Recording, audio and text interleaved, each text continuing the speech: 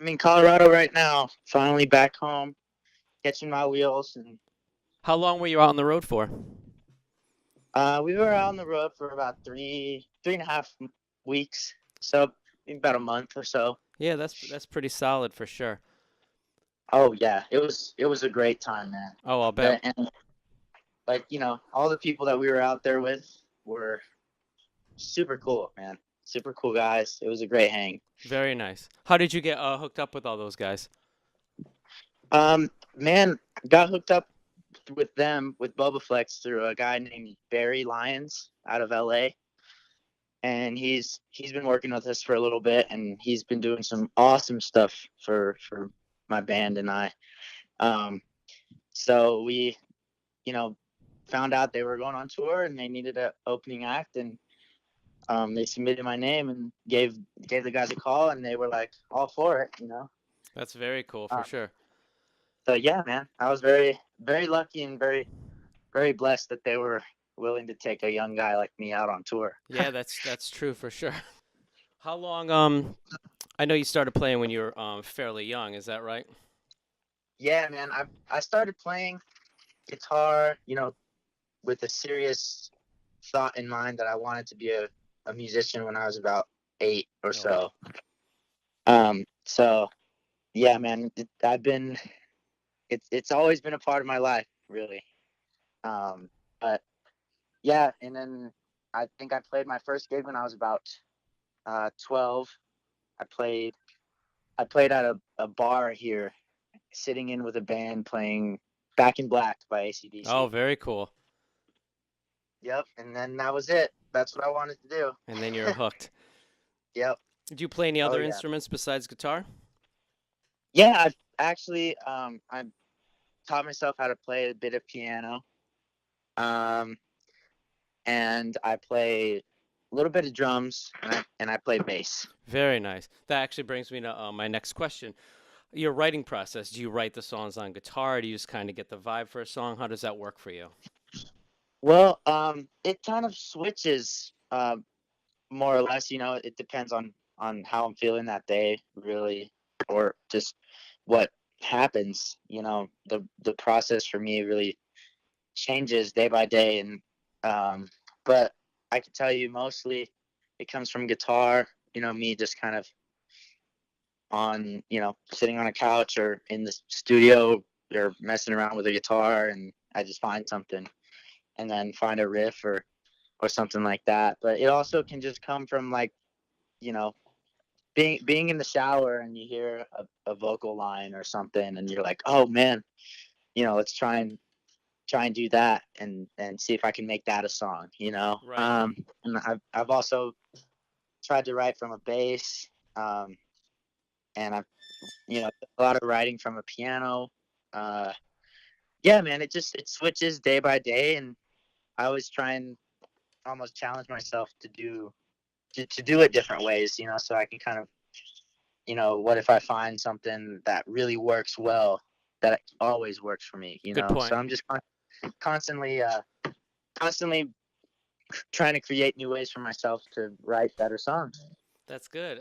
That's real good. When you're playing your guitar, do you have like a practice regimen, or do you just kind of let it come natural? Do you have certain stuff you always work on? uh well, yeah, man, I guess for me, I know every guitar player is different, and everything like that, but for me, a lot of my guitar playing has to come from the feel, Sure. you know, what I'm feeling, which kind of leads it to being a little bit more bluesy sounding, Hmm. um, which is what I love. And I've always kind of told myself, I'm just gonna play whatever I want to hear, and whatever that is, that's what I want to do. And so I guess whenever I pick up a guitar, I just you know I play whatever my fingers want to play, or whatever my heart is telling me to play, whatever my ears are listening to subconsciously. That's just what kind of comes out. And I guess um, what really, what I've noticed gets my chops better and gets my chops up more is actually playing as if you were playing live, even though you're Ah, not okay. playing live. So I'll like throw on one of my favorite records, which is normally like a Slash live album or like a Guns N' Roses live album or something, and I'll just play the whole concert or the whole record all the way through, and it, blast it through a PA and just play as if I was playing these songs live with a band, and try and nail every part and just kind of have fun doing it too. That's a big thing. Is when you're having fun, you're learning more. I feel like at least that's what it's like for me. And then it kind of feeds my passion in that way, and that's basically my practice regimen, I guess. That's actually really interesting. I mean, just be able to play those songs is great, but to be able to actually play it in a performance is another thing. When you have those songs down and you're practicing like that, do you actually like feel the performance and actually kind of like do what you would do if you were on stage, or are you just kind of standing there playing, or are you totally feeling it? Oh, I'm a lot of times I'm totally feeling it. Like I said, I kind of I let the music captivate me as if I was playing for a live audience. So sometimes I'll be running around the room, sometimes I'm jumping around, sometimes I'm you know throwing my guitar around, practicing moves for the stage and whatnot. And it all depends on the day. I mean, I do have those days where I'm just tired and I just want to be there and stand and play. Sure. And then I have days where I'm super energetic and I want to run around and be fun. But that's yeah, that's basically it. I'm always just doing what the music tells my body to do. Very cool. Because that was another thing I noticed about you, and I would tell anyone that was gonna get into you, definitely check out your live performance. Because I mean, you're not just a great guitar player, singer, excellent performer too. I mean, and you're very aware of what's going on around you. You're aware the audience, the camera. I mean, that just seems like something that comes natural to you. Oh, thank you very much, man. But yeah, it's I've always been the guy that wants to be almost in the spotlight, I guess. I've always been kind of comfortable in that state.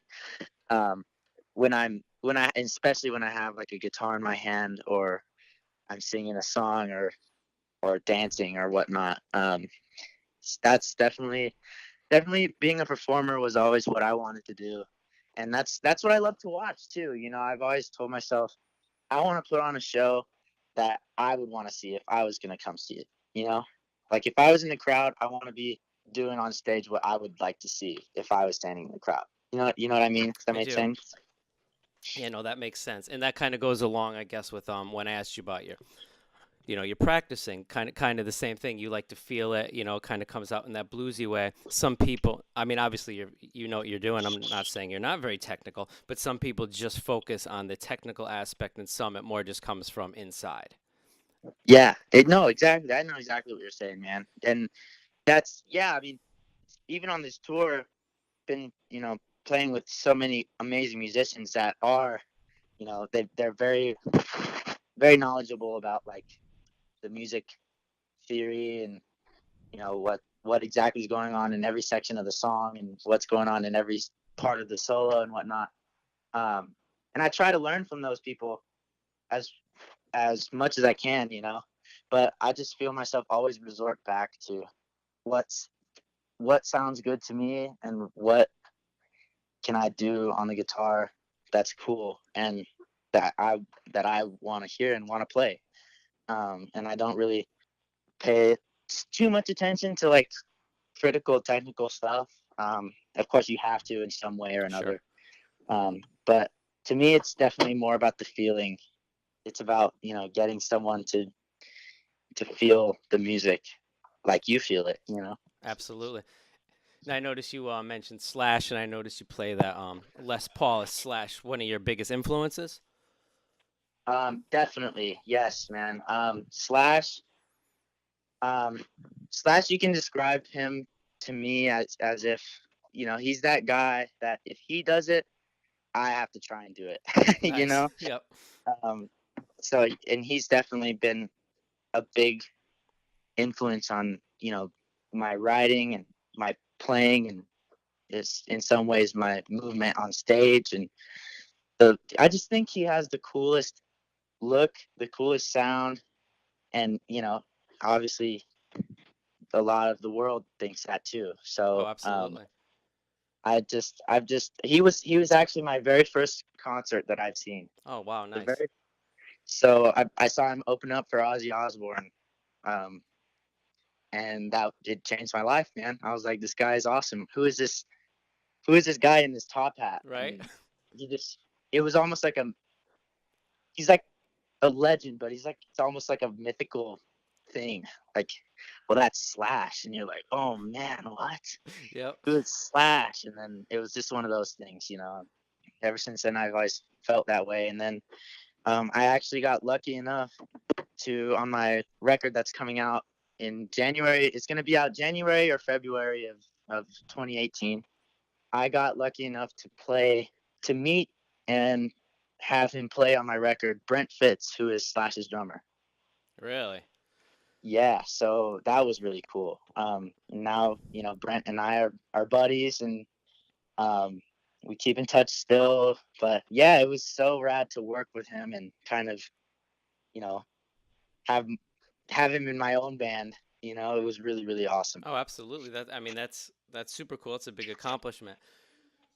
Do you actually what could you tell us about that album? A little more info. Where will people be able to get it? Do you have a name for it yet? Yeah, man. So the album is going to be called Hunger, and it's an EP, 6 songs. I've got Michael Wagner to produce it, and we did it in Nashville. And I co-wrote on it with Lizzie Hale, Rachel Bolin, Joe Hottinger, and Paul Taylor. So I got to do like some really cool collaborations with people that I've been fans of for a long time. And it's a rock and roll record. There's some diversity in there, and it's a really cool sound to me. I think we went in there with kind of a goal to make a record that is kind of a throwback to the old rock and roll sound, but also has like a modern twist to it that hasn't really been done before. So um, that's what you can expect, man. And it's when it comes out, it'll be available everywhere on iTunes, um, Spotify, SoundCloud, um, anywhere you can get music, it'll be. And also, it'll be on my website, which is jacobcadeproject.com, jacobcademusic.com, and you can get you can get it on my store. And also, there's a lot of merch on there. We have T-shirts. Actually, I just got off the phone with my manager and my promotion guy, so we looking like we might have some new merchandise, like some new T-shirts and stuff that you can get on the website and check out. So definitely go do that. And also, um, there's a code on there that if you do a little bit of digging, you can get the single that is released and out now for a free download. And the single's called "What's Your Problem." So there you go. Well, that's very cool. Well, we definitely wish you luck in this year. Just to finish off, besides the album, what else do you have in store for people? You gonna hit the road? Anything else people should be looking out for? I've got 2 shows in Colorado at Herman's Hideaway. One, I'm opening up for Winger on the 19th of January. And on February 3rd, I'm opening up for Autograph at Herman's Hideaway. And then we have a show in Vegas at the Kill Pop that's going to be at the Hard Rock Hotel. So if you're in Vegas, come check us out, man. It's going to be a really good, really cool time.